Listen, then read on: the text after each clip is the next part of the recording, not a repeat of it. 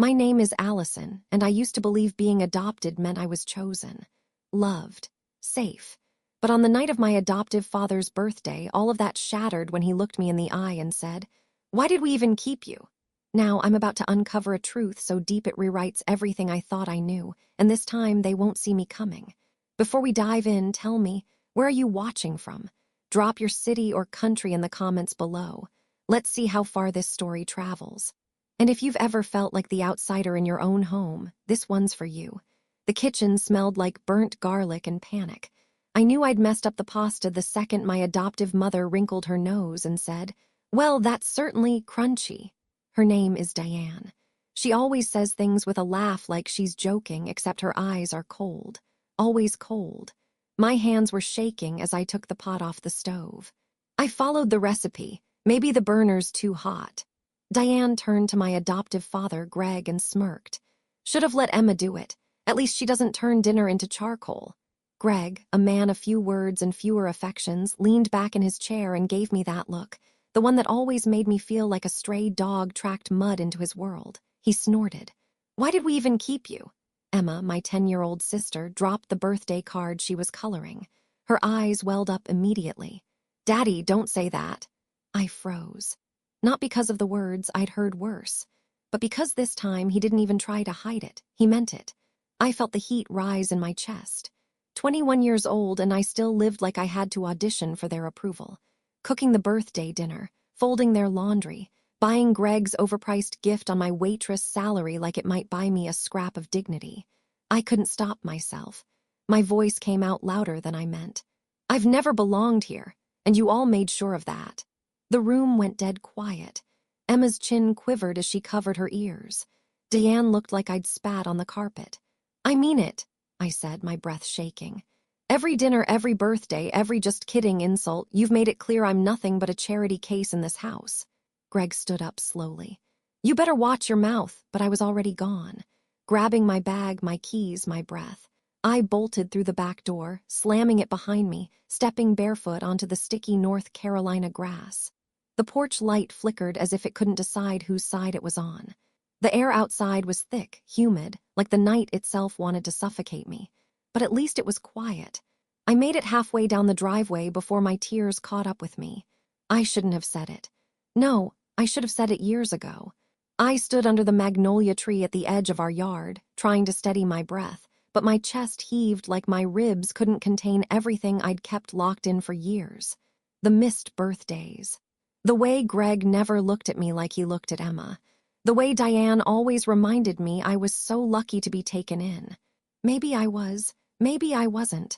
But tonight, I didn't feel lucky. I felt disposable. I didn't know it yet, but this would be the last birthday I ever spent under their roof, and the beginning of a truth that would upend everything. I don't know how long I stood there beneath the magnolia tree, but the chorus of summer cicadas and the buzz of distant sprinklers didn't stop, not even for heartbreak. My legs eventually gave up. I sank to the curb like a dropped marionette, arms wrapped around myself. Some birthdays bring cake. Mine brought emotional demolition. The tears came in quiet waves, soaking into my sleeves. I tried to be silent, I really did. But my body shook too hard, and my breath hitched too loud. And that's when I heard footsteps. Slow, careful ones on gravel. I didn't even bother wiping my face. Whoever it was, let them see me like this. Let the whole street see the truth. The adopted daughter they trotted out for church socials was just a punching bag with a birth certificate no one dared discuss. "Allison!" The voice was soft, familiar. I looked up through wet lashes. Jonah. He lived 3 houses down. Always smelled faintly of old paper and cinnamon, probably from the bookstore he worked at after his community college classes. A year older than me, quieter than most. The kind of guy people underestimated because he didn't push to be seen. Jonah stepped closer, keeping his distance like I was a deer that might bolt. His brown eyes scanned my face, gentle but searching. "Are you okay?" That question. That awful question. "No," I croaked. "Not even close." He nodded like that answer made perfect sense, like it wasn't something to apologize for. Then, without asking, he sat down beside me on the curb. Not too close, just enough to make the silence feel less suffocating. For a while we just sat, me with my mascara-streaked cheeks, him with his chipped nail polish and beat-up notebook tucked under one arm. "You know," he said finally, "I've seen you walk home from work 100 times. Every night you look like you're holding your breath." I blinked. "What does that mean?" He shrugged, eyes forward. "Means you move like someone afraid to take up space, like you're scared the world'll notice you and find you lacking." My laugh came out jagged. "Sounds about right." Jonah leaned back on his palms, letting the warm breeze brush past us. "You don't deserve how they treat you, Allison. None of it. You're not the problem. They are." The lump in my throat swelled again. I didn't know what stunned me more, his certainty or how badly I needed someone to say it. "How would you know?" I asked, voice barely above a whisper. He glanced at me. "Because I see you, the way you show up, the way you never complain, even when you should, the way you pretend you're fine when you're breaking." I didn't realize I was crying again until he reached into his pocket and handed me a tissue, crumpled but clean. I wiped my face, sniffling. "You must think I'm pathetic." "I think you're surviving," he said, "which is way harder." Something about the way he said that soft, certain broke through the numbness. "I just wanted one night," I murmured. "Just one where I didn't feel like a placeholder in my own life." Jonah looked up at the stars, lips tight. "You're not a placeholder, you're the main character. They're just extras pretending they're the stars." That made me smile, a real one. "You always talk like that?" I asked. He shrugged, grinning. "Only when I'm talking to people who deserve better." The silence that followed was easier this time. He didn't press. He didn't dig for details or try to fix it. He just sat with me like someone who understood that sometimes being seen is the most healing thing of all. After a while, I stood up, brushing grass from my shorts. My hands were steadier now, my breath deeper. "I should go back," I said, not entirely believing it. "You sure?" "No," I laughed again, this time sad and small. "But I will, I have to." Jonah stood too, his gaze level. "Don't go back for them, go back because you still get to decide what happens next." I nodded. "Thank you." He hesitated, then pulled the notebook from under his arm and tore out a page. "Here," he said, handing it to me. "Something for later when it gets loud again." I took it without looking, just stuffed it into my back pocket. Then I walked, back up the driveway, back toward the storm. But this time I wasn't dragging my feet, and I wasn't alone in the dark. The walk home should have felt longer. My feet were heavy, but my heart, it was steadier than before. Maybe Jonah had loaned me some of his calm, or maybe I was just numb again. By the time I reached the corner of our block, the porch lights from other houses were blinking out one by one. It was that fragile time of night, too late for families, too early for shadows. I paused at the mailbox, letting my hand rest on the rusted metal flap. A cricket chirped somewhere behind me. Then another. The world was returning to its quiet rhythm like nothing had happened. Like my whole life hadn't cracked in half 2 hours earlier. I told myself to just get inside. Slip upstairs, pretend none of it happened. I didn't hear the car until I saw it. At first, I thought my eyes were playing tricks on me. A glint dark glass catching the streetlight, then a silent glide of black metal easing up alongside the curb across from our house. No engine hum, no music, no movement, just there. A luxury sedan, glossy, tinted windows so dark they looked like mirrors. It didn't stop suddenly or speed by, it drifted, smooth as a breath, right beside me. Every hair on my arms rose. I turned slowly, instinct screaming without logic. The car didn't roll its window down, no one inside moved. But I knew someone was in there, watching. I stared at it. It stared back, faceless. "Okay," I whispered, heart pounding. "Time to go." I clutched my bag tight and took a step toward the house. The car didn't move, but I did. Fast, I walked, half-jogged toward our porch, fumbling in my pocket for the keys. My fingers were slippery, sweaty. One of the porch lights flickered on as I got to the front steps. My hand shook so hard it took 3 tries to get the key into the lock. Behind me, still no sound. Once inside, I slammed the door shut, locked both bolts, and yanked the curtain aside just enough to peek. The car was gone, just like that. Gone, not driving away. Not turning the corner, just disappeared. I pressed my back against the door, chest heaving. Maybe it was nothing. Maybe it was just a neighbor's guest or someone lost, but it didn't feel like nothing. It felt like purpose. Like a thread was being pulled and I didn't know what would unravel next. I didn't wake Diane or Greg. I didn't want more questions or more sneers. I tiptoed up the stairs, careful to avoid the one that creaked. My room at the end of the hall looked the same, but when I shut the door and leaned against it, I realized I didn't feel safe. Not really. I double-checked the lock on my window. Then I pulled Jonah's note from my pocket. In his loose, slanted handwriting, it read, "You are not who they say you are. You are not small. You are not weak. You are not forgettable. They don't get to name you. You do." I read it 3 times before I tucked it into my journal. Then I lay on my bed fully clothed, staring at the ceiling, listening to the silence outside. But I didn't sleep. Not because of the shouting I'd escaped, but because I knew something had changed. Something had shifted, and something or someone was watching. Sleep never came that night. My eyes stayed open long after the shadows on my ceiling faded into dawn. Every creak of the house made me flinch. Every car that passed outside drew me back to that image, the black sedan gliding through the dark like it belonged to no one and everyone. By morning, I felt hollowed out, but I forced myself out of bed. The smell of coffee drifted up from the kitchen, and with it came the muffled sound of Greg's voice, already grumbling about bills or the weather, probably both. I didn't want another fight. Not today. It was his birthday. And no matter what he said last night, no matter how deeply it had cut, I couldn't shake the hope that maybe, just maybe, this could still be salvaged. I sat at my desk and pulled open the top drawer. Inside, tucked beneath my old journal and a tangle of receipts, was the velvet box. Small, elegant, wrapped in gold ribbon. I stared at it for a long time before touching it. That watch had taken me 6 months of double shifts at the diner. 6 months of serving pie to truckers and wiping ketchup from menus while pretending to study for night classes. When I'd finally bought it, I'd imagined Greg's face lighting up. Maybe a real smile. Maybe for once he'd say he was proud. I opened the box now just to look at it again.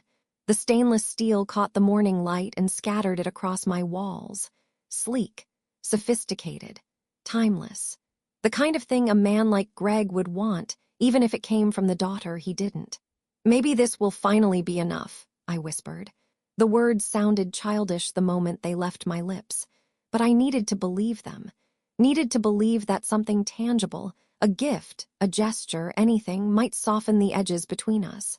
Downstairs, I could hear Diane humming to herself, cheerful as if last night had never happened. That's how she operated, bury the truth beneath politeness.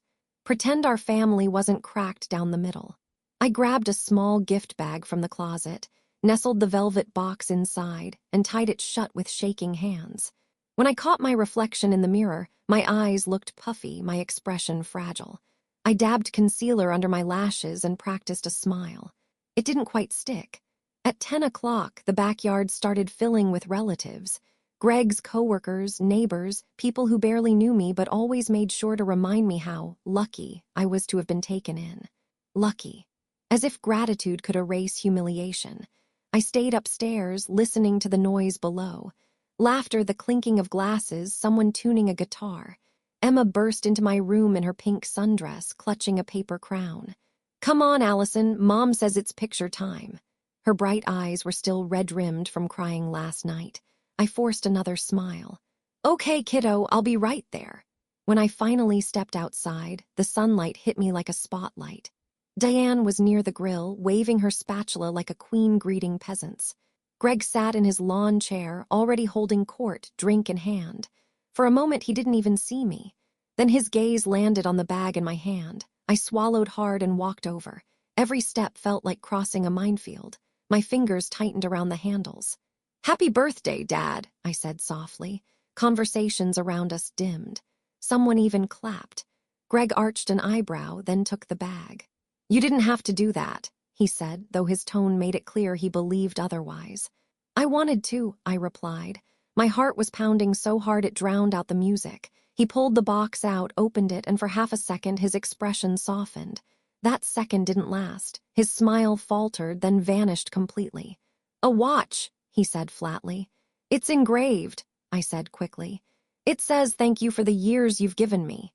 He stared at it like it was a bad joke. Then, before I could say another word, he threw the box across the lawn. It hit the grass with a dull thud. The crowd gasped. "What kind of worthless junk did you give me?" his voice boomed. You think I need charity from you? The laughter, the chatter, the music, all of it died at once. I stood frozen, the blood draining from my face. The watch lay open in the sunlight, glinting like a wound. Greg! Diane hissed, but she didn't move to pick it up. No one did. My hands trembled at my sides. My throat burned, but no sound came out. I wanted to scream to defend myself, but the humiliation anchored me in place. Emma's eyes filled with tears again. Daddy, stop yelling at her. But Greg only waved his hand. She needs to learn her place. Something inside me cracked, clean and final. Without a word, I turned, walked across the lawn, and disappeared through the gate. The sun was still shining, but everything inside me had gone dark. The night air felt heavier than before, pressing against my skin like wet cloth. I didn't cry this time. There was nothing left to drain out. Just that hollow throb behind my ribs, the kind that comes when you finally run out of ways to care. I didn't even take my phone. No wallet, no plan, just my sneakers and the echo of Greg's voice ringing in my ears. Worthless junk. The moon hung low over the quiet road that wound past our neighborhood toward the highway. The asphalt still shimmered from the afternoon heat, though the breeze had turned cool. I walked fast, then slow, then fast again, like my body couldn't decide whether to flee or collapse. Somewhere behind me, laughter drifted faintly from the house. The party hadn't stopped. They were probably toasting to family right now, pretending my absence was a relief. I turned down an empty side street lined with overgrown hedges. The street lamps were spaced too far apart, leaving long black gaps between circles of yellow light. That's when I heard it. A soft hum, mechanical, familiar. I spun around. At the far end of the street, headlights glowed faintly, two pale eyes floating in the dark. Then the car began to move, slow, steady, silent. My pulse leapt. It was the same one. I knew it instantly. The same black sedan from the night before. Its windows reflected the lamps as it crept closer, soundless, like it didn't belong to this world. Not again, I whispered, backing toward the shoulder. No answer, just that impossible silence. Even the crickets had gone quiet. I broke into a jog. My sneakers slapped against the pavement, heartbeat pounding in my ears. The car's headlights dimmed for a second, like someone flicked them deliberately. Then it picked up speed. I didn't think, I just ran. My breath came in sharp bursts. My lungs burned. The road curved sharply ahead, leading back toward the main street. If I could just reach the intersection, someone might see me. But the car was closer now. I could hear it, tires whispering over the road. I darted toward a narrow driveway between two houses and pressed myself against the side of a fence, chest heaving. My heart was so loud I was sure they could hear it. The car slowed. Its engine purred as it coasted to a stop just beyond the fence. For a moment, all I could see through the crack in the boards was a sliver of its side mirror, gleaming under the streetlight. Then the engine cut off. Silence. I didn't move. Couldn't. A door clicked open, my breath hitched. Footsteps measured, deliberate, crunched against the gravel. 2, then 3, then more. Heavy shoes, more than one person. Hey, I shouted, voice trembling. Who are you? What do you want? No reply. The footsteps quickened.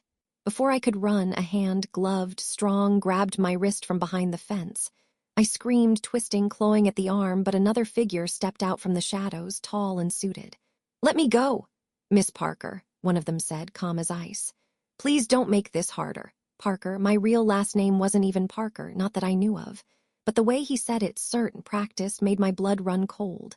Who are you? I gasped. No answer. They moved fast, efficient. A hand over my mouth. My feet leaving the ground. The street spun, a blur of yellow light and shadow. I kicked, but my voice was muffled. The car door opened. I caught one last glimpse of the night sky before being shoved inside. Leather seats. Cold air conditioning, the faint scent of cologne and something metallic. The door shut with a heavy thud. The men took their places up front. Neither looked back. I lunged for the handle, but there wasn't one, at least, not one I could see. The windows were tinted black from the inside, too, swallowing the outside world. Where are you taking me? My voice cracked. Please, just tell me why. No response. The car started moving. Smooth, silent, unstoppable. I pressed my palms to the glass, but it was like pushing against a wall. The last thing I saw before the houses disappeared was the faint glow of our porch light, flickering weakly in the distance. And then it was gone. The drive felt endless. Time folded into itself, turning minutes into hours. I couldn't see where we were going, and the tinted windows turned the world outside into a smear of moving shadows. Every bump in the road made my stomach tighten. I tried to count turns, memorizing the rhythm: left, straight, right, but after the fifth or sixth curve, I lost track. My fear was too loud to focus. The two men in the front said nothing, not a word. The one driving had broad shoulders and a scar on the back of his neck, visible in the dim dashboard light. The other sat stiffly beside him, checking a small earpiece now and then, murmuring things I couldn't catch. Finally, after what felt like an eternity, the car slowed. Gravel crunched beneath the tires. I leaned forward, straining to see through the dark glass. Then the headlights illuminated something massive ahead. White columns, gleaming gates, a long driveway lined with trees that looked perfectly trimmed. A mansion, no, an estate. My pulse quickened as the gate swung open automatically. The car rolled through without stopping. Everything about this place screamed power, wealth, control. When we stopped, one of the men stepped out and opened my door. "Miss Parker," he said again, voice even, "please come with us." I stayed frozen. "You've got the wrong person. My name's Allison Grant." He didn't argue, just held the door open, waiting. Something about his calm terrified me more than anger would have. I stepped out slowly. The gravel crunched beneath my shoes. The night air smelled faintly of roses and rain. Ahead, a wide marble staircase led up to a set of massive wooden doors. Every instinct screamed run. But where? Before I could think, the door opened from inside. A tall man stepped out, silhouetted against the warm light of the foyer. He wore a dark suit, no tie, and his posture was elegant, controlled, but not cold. Silver hair at his temples. A sharp, symmetrical face that looked strangely familiar. He stopped at the top of the stairs and looked down at me. "Allison," he said softly, with a voice that carried a quiet authority. "Or should I say, my daughter?" The world tilted. "What did you just say?" He started walking down the steps, unhurried. "I'm sorry for the fright. I didn't want it to happen this way, but I had no choice." My throat closed. "Who are you?" He came to a stop a few feet from me, the porch light illuminating his face fully now. And when I saw him clearly, my breath caught. His eyes, the exact same color as mine. That stormy gray that people always said looked unusual. He reached into his coat pocket and pulled out a photograph, faded, creased from time. He handed it to me. In it, a woman I'd never seen held a baby in her arms. The man beside her, the man standing in front of me, had his hand resting gently on her shoulder. The baby was wearing the same bracelet I'd kept in a memory box since childhood. The one Diane said came with me from the orphanage. "I don't understand," I whispered. He nodded slowly.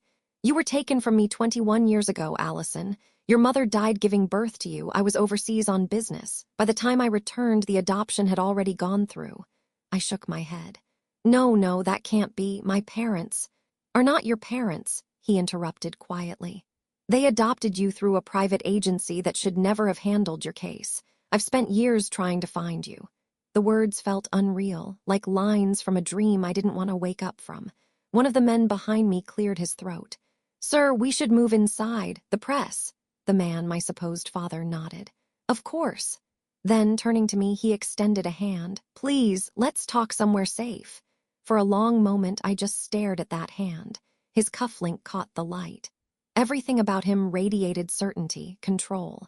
The kind of presence Greg pretended to have but never truly did. Finally, I placed my hand in his. It was warm, steady. The marble floor inside gleamed under chandeliers. Paintings lined the hallways, portraits of people who looked vaguely like him. Like me. I didn't know if I was walking into safety or another kind of trap. But I knew one thing for sure. Nothing about my life would ever be the same again. The mansion's foyer could have belonged in a magazine. Marble floors gleamed beneath my sneakers, and a chandelier spilled warm light over everything, catching the gold edges of framed portraits that seemed to follow me as I walked. The air smelled faintly of sandalwood and fresh paint, Clean, expensive, foreign. I shouldn't have felt calm, but I did. Maybe because for the first time in my life, someone wasn't yelling. The man who claimed to be my father led me through a corridor lined with photographs. Him at charity events, ribbon cuttings, handshakes with politicians. I recognized the name on one, Ethan Ward, a developer, a philanthropist. A face I'd seen on a billboard near downtown Charlotte. Of course. The kind of man my adoptive parents mocked on TV but envied in secret. He gestured toward an open door. "Please sit." The study looked like something out of an old movie, floor-to-ceiling bookshelves, a fireplace still flickering low, and a leather armchair that seemed too dignified for real use.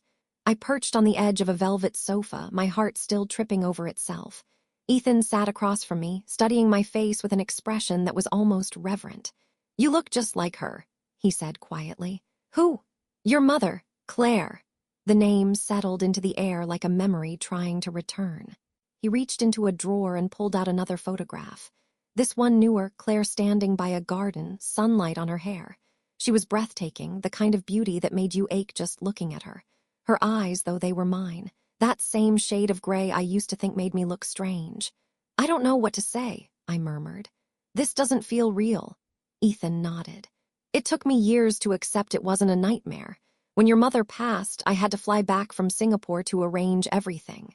But by the time I landed, you were gone. The hospital claimed you'd been transferred for specialized care. I hired investigators, lawyers. No one could tell me where you were placed." I swallowed hard. "So how did you find me?" His jaw tightened. "Last year, one of my investigators traced a string of adoption records that had been sealed. It led to a private agency that went bankrupt 2 decades ago. Your file was incomplete, your name changed, your records altered, but one document survived." Bracelet. My hand flew instinctively to my wrist, though I hadn't worn it since I was a child. "The silver one," he nodded. "It was engraved with your birth initials, AW. Your adoptive parents kept it, that's how I knew." A chill ran through me. Diane had always claimed it was something the orphanage gave her. She'd even called it cheap silver. I pressed my palms together. "You could have called or sent a letter, you didn't have to." "Send men to bring you here," he finished gently. "I know. But I wasn't sure if your adoptive family would allow contact. I didn't want them to manipulate the situation, or you. They've done enough damage." That stung. Not because it was wrong, but because it was too true. I stared at the flames dancing in the fireplace. "So, what now?" Ethan leaned forward, elbows on his knees. "Now I want to know you. I want to give you what was stolen from you, a life with dignity, security, and truth. You've lived under cruelty for too long, Allison." Hearing my name from him felt strange, gentle, not like an accusation. He opened a folder on the desk and slid it toward me. Inside was a birth certificate with his signature. The date matched mine. "Your mother wanted to name you Allison Ward," he said. "I made sure it stayed that way." My fingers trembled as I traced the ink. I could barely breathe. Everything I'd ever been told about who I was, about where I came from, was unraveling. "Do you believe me?" he asked softly. I looked up. His gaze was steady, unflinching. And in that moment, I realized I did. Not because of the documents or the photographs, but because of the way he looked at me, like someone who'd been searching for a missing part of his own soul. Still, one question burned at the back of my throat. If all this is true, why now? Why wait 21 years? His voice dropped low, heavy with something I couldn't name. "Because only now do I finally have the power to fight back against the people who took you from me." And the way he said people made my stomach twist with unease. The fire crackled softly between us, casting light across Ethan's face. I studied him from the sofa, every word still tumbling through my mind like shards of glass. Power, fight back. The people who took you. Something in his voice had shifted. It wasn't grief anymore, it was resolve. "Who do you mean?"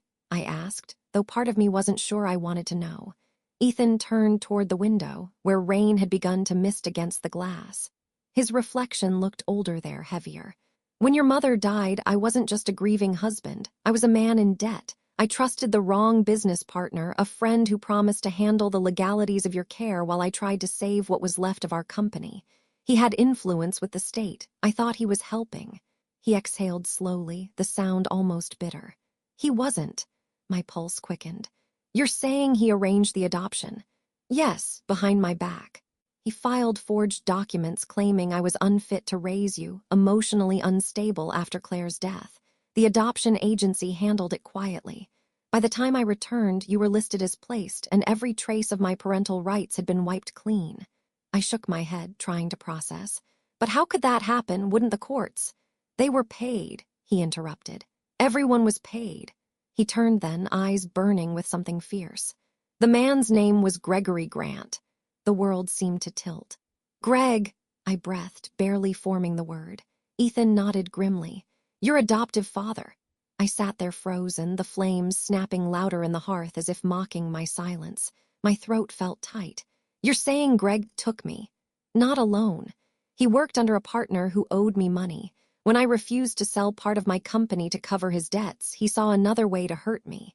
Greg's wife had always wanted a child, and they were promised one through that same agency. It was a transaction, Allison. You were the transaction. I couldn't speak. My whole life, every cruel comment, every backhanded, you should be grateful. It all made sense now, like puzzle pieces snapping together in the ugliest picture imaginable. I stood up, pacing the edge of the rug, my hands trembling. So they knew, I whispered. They knew I wasn't just some orphan, they knew whose child I was. Ethan's eyes softened. They did, but they didn't know I'd survive the bankruptcy or that I'd rise again. That's why they kept you away, why they made you feel unwanted. They feared the truth would find you. Tears stung my eyes, but anger burned hotter. They didn't just take me, I said. They built their lives on that lie. They let me believe I was lucky to have them. Ethan stood too, his voice low but steady. You don't need to believe that anymore. The truth is yours now, and you're not powerless, Allison. He reached into his jacket and handed me a folded document, thick paper, embossed seal. Proof, he said. Original records recovered from an archive in Raleigh. They confirm the illegal adoption. I'll handle the legal side, but I wanted you to see it first. My fingers shook as I unfolded it. The words blurred through tears. Claire Ward, mother. Ethan Ward, father. My birth date, my footprint. I can't believe this, I whispered. I can't believe them. He stepped closer, his voice softening. You were never unwanted, Allison. You were stolen. For a long moment, neither of us spoke. The storm outside thickened, rain tapping steadily against the windows like the rhythm of my heartbeat. Finally, I looked up at him. What happens now? Ethan smiled faintly, but it wasn't the kind of smile meant to comfort. It was the kind that promised action. Now we make things right. I swallowed hard. You mean legally? Yes, but not just that. He walked to the desk, placed his hand over a stack of folders. They built their security on lies. I intend to take it apart piece by piece. His tone was calm, almost gentle, but there was something dangerous beneath it. A quiet fury that matched the one beginning to rise in me. For the first time, I didn't feel like the helpless girl in someone else's story. I felt like someone standing at the edge of her own reckoning. Outside, lightning split the sky. And deep down, I knew this wasn't just about revenge. It was about reclaiming everything they'd tried to erase. Morning arrived cloaked in soft gold. The rain had stopped sometime before dawn, but the ground outside still glistened with it, and the air smelled like something washed clean. I stood barefoot on the balcony of the guest suite Ethan had shown me to, overlooking the vast garden, rows of trimmed hedges and pale stone walkways, all too perfect, too calm, like it didn't know what kind of storm I carried inside. I hadn't slept. Not really. I'd closed my eyes and heard Greg's voice again. Why did we even keep you? And now I knew the answer. Because I wasn't a daughter to them. I was leverage. A knock at the door pulled me from the spiral. Come in, I called, bracing myself. Ethan stepped in holding a set of keys and something wrapped in white silk. Thought you might want this. I sat on the edge of the bed as he placed the silk bundle beside me. Inside was the watch, my watch. The one Greg had hurled across the lawn. I stared at it in disbelief. How did you? Had someone retrieve it, he said simply. It was still on the grass this morning, left behind like it never mattered. My throat tightened. It did, to me. He nodded, stepping back, respectful of the silence. And now it's where it belongs. I closed the box gently and set it aside. I don't know what to do with all this. I feel like I'm living someone else's life. You're not, he said. You're stepping back into your own. He handed me the keys. The condo in Charlotte. I had it prepared for you, your space, your name on the lease, your name on everything. Consider it a small, welcome gift. I blinked. You're giving me a place to live. Not giving, he said with a soft smile. Restoring something that was always meant to be yours. For a long second, I didn't know what to say. The idea of walking into a space that was mine and mine alone felt like fiction. Ethan crossed his arms. You don't have to take anything you're not ready for, Allison. But when you are, I want you to have options. You've never really had any, have you? That hit harder than it should have. No, I admitted. I never have. He nodded slowly. Then it's time you did. A strange calm settled over me as I watched the sunlight stretch across the bedspread. Maybe peace wasn't something that just arrived. Maybe it was something you had to choose again and again until it finally stayed. Later that afternoon, I asked the driver to take me back to the Grant house. Just for a moment, just to get my things.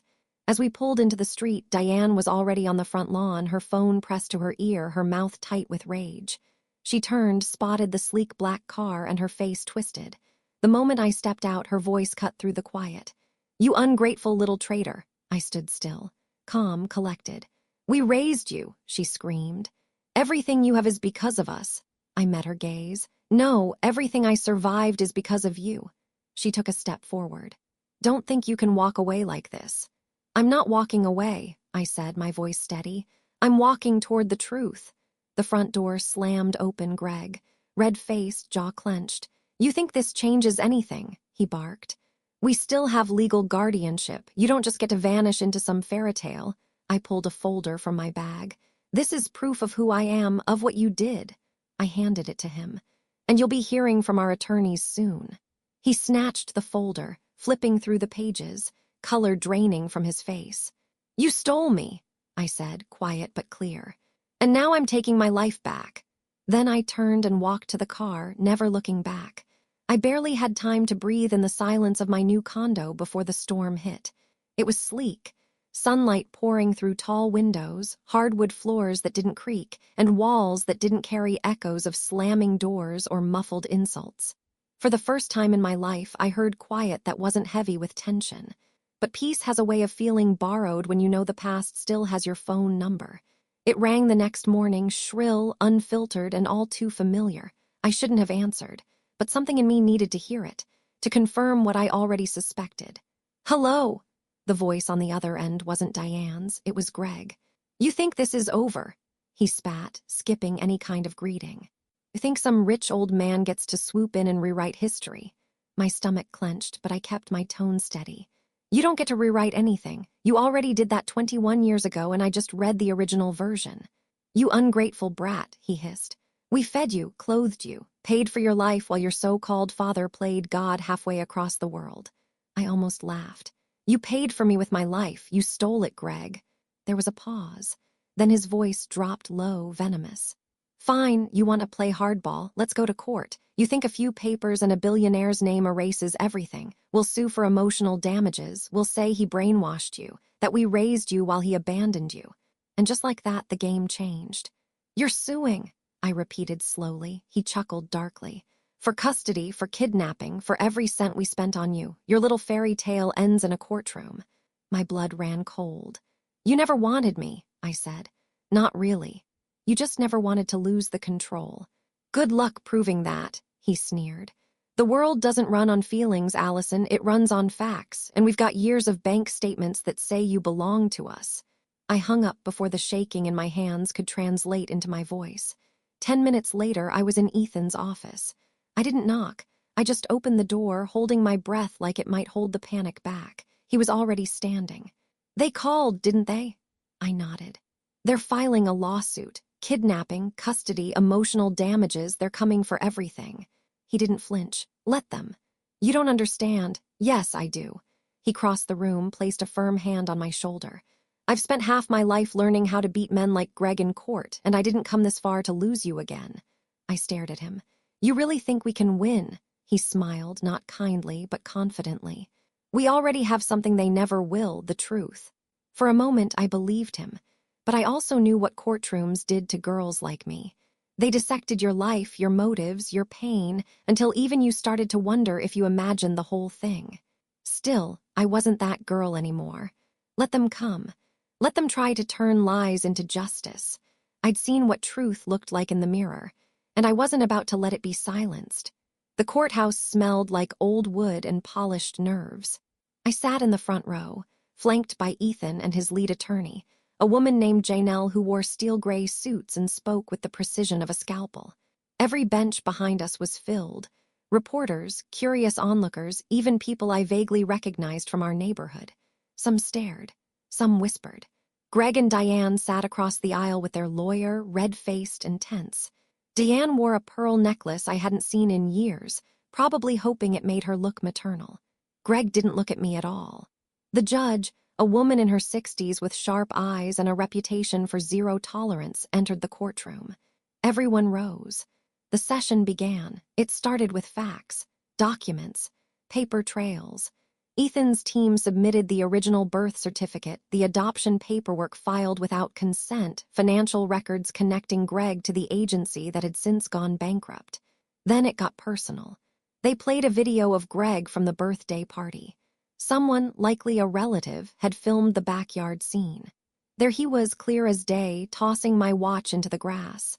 The sound of gasps echoed even through the grainy footage. Diane looked ready to crawl under the bench. Greg just clenched his jaw.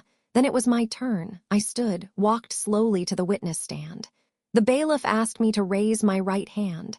I swore to tell the truth, though my voice trembled on the final word. I sat, faced the room, the judge, the attorneys, Greg. But mostly I spoke to the space between them, the part of the world that had never heard my voice without someone speaking over it. "Allison," Janelle began gently, "can you describe what life was like with the Grants?" I inhaled.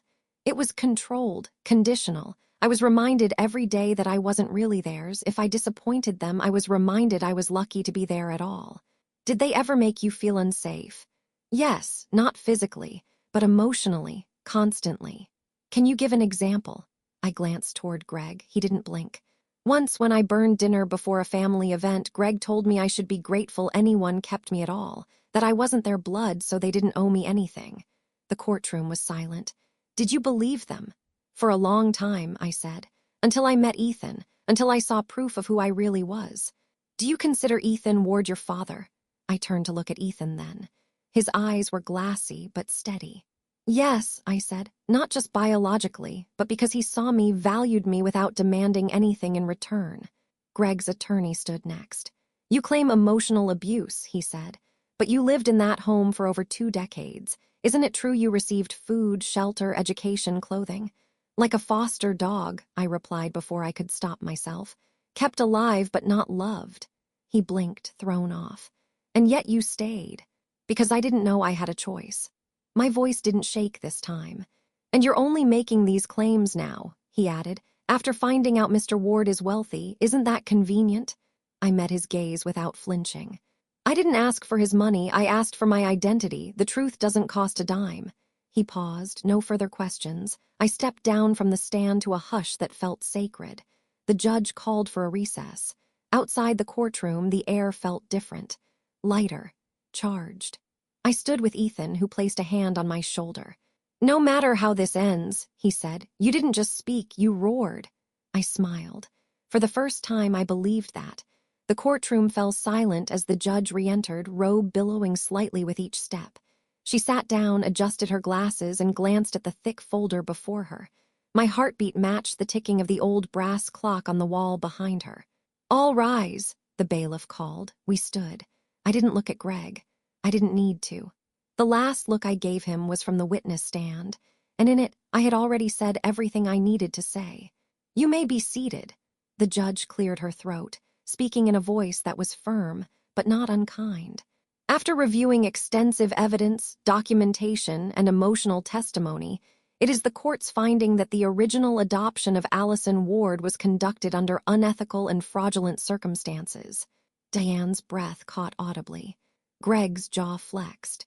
"Furthermore," the judge continued, "it is evident that the adoptive parents knowingly suppressed the child's biological history, creating an emotionally hostile environment that has had long-term consequences."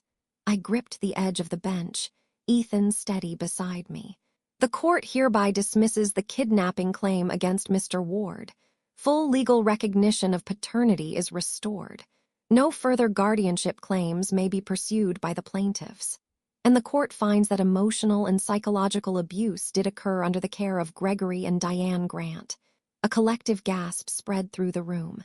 As such, she said, this court recommends that the defendants undergo psychological evaluation and family therapy should they wish to maintain any relationship with the subject's younger sibling. My chest tightened. Emma, the gavel came down. Court is adjourned. For a moment, I just stood there, frozen. It was over. Ethan pulled me into a quiet hug, his voice low near my ear. You did it, sweetheart. But I wasn't thinking about victory. I was thinking about a little girl with too many tears in her eyes, the only person in that house who ever looked at me with love. Outside, as cameras flashed and reporters shouted questions, I ignored them all. Instead, I pulled out my phone and sent one message. Emma, you don't have to stay with them anymore. Come see me. Anytime. I'll be waiting. That afternoon, I walked out of the courthouse not just as someone's daughter, but as my own person. No longer owned. No longer forgotten. I didn't know what the future held, but for the first time it was mine. It happened quietly. 3 days after the verdict, just as golden light spilled through my condo's tall windows, there was a knock on the door. Not loud, not hurried, just hopeful. I opened it slowly. And there she was, Emma. Backpack slung over one shoulder, hair pulled into a messy braid, and tear tracks still drying on her cheeks. She didn't say anything at first. She just stood there, eyes wide, searching mine for permission to believe this was real. You came, I whispered. Emma nodded. They're still yelling, she said softly. Even more now, I didn't want to yell anymore. I opened the door wider. Then you don't have to, not ever again. She stepped inside, and I wrapped my arms around her tight, protective, real. Her small frame trembled against me, but she didn't pull away. I kept this, she said later, pulling something from her pocket. It was a tiny piece of paper, crumpled and folded over itself so many times the edges were soft. You wrote it when I was scared after a nightmare. You said, family means showing up even when it's hard. I blinked back tears. I didn't forget, she said. We spent the evening painting the second bedroom together. She picked a soft blue, and I let her choose everything. Curtains, lamps, the fuzzy rug she immediately flopped onto with a grin. Laughter filled the space as we unwrapped pizza and made plans to hang up her drawings on the fridge. And just like that, the condo wasn't just mine anymore. It was ours. 1 year later, I stood behind a podium at a youth empowerment conference. My voice didn't tremble this time. I told my story, not to shame, not to punish, but to show what truth could do when you finally stop hiding it. You are not what others decide you are, I said to the crowd of young women, their eyes wide, some with tears already waiting. Your truth is yours to uncover, and no one has the right to bury it under fear, guilt, or silence. In the front row, Ethan sat proudly beside Emma, who beamed at me like I hung the stars. And in that moment I knew, family isn't blood. It's the people who stay, the ones who see you, not for who they want you to be, but for who you are.